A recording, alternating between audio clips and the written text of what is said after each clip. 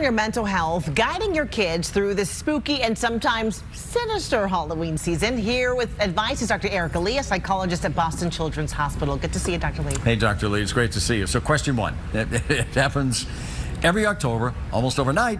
Front yards turn from whatever they are, yards, into spooky graveyards. This one is in Woburn. Do you think little kids understand that these are just decorations and made to have fun?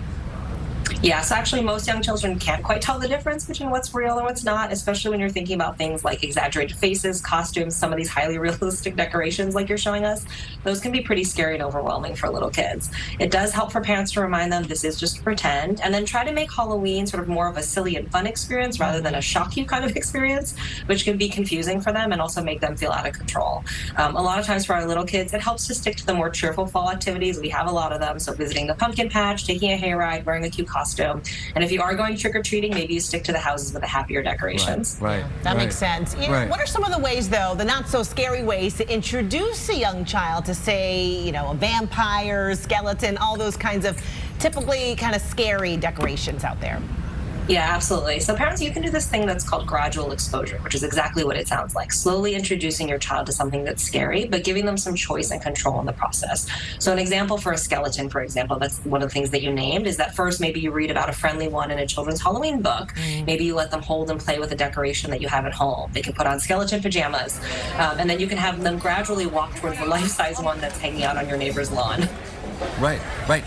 You know, to that very point, we have one of those 12-foot skeletons in the front yard, Yes. and it's holding a skeleton dog. I gave him a name. His name is Hal. And all the little kids in the neighborhood want to go see Hal. So suddenly he's not a scary skeleton, he's Hal. And they say, hi, Hal, they walk down the street. So, you know, you talk to it in a silly voice, you wave to it, and anytime your kid is even able to kind of wave to Hal, you give them praise for it. That's great. Dr. Lee, the thing that melts my heart is the little kids walk up and pet the skeleton dog. That thing is just a killer. All right, question 3. Are there any benefits to being scared, or even if it's just a tiny bit scared, is there any benefit to it? Yeah, of course, right? We know that many people experience excitement and happiness alongside that shock and fear on Halloween. And there is something helpful to encouraging your kids to do things that scare them, but that you know that are safe, right? Because that increases their capacity to tolerate and regulate difficult emotions. And then they also get to see that, oh, I thought I couldn't do this thing and I can't overcome my fears.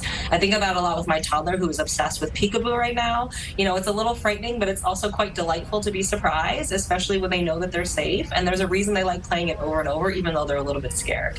And honestly, for a lot of parents, if Halloween is not your kid's thing, that's also okay. Like, I, as an adult, am still kind of scared of clowns. I don't need to be around clowns. I can function in my everyday life without it.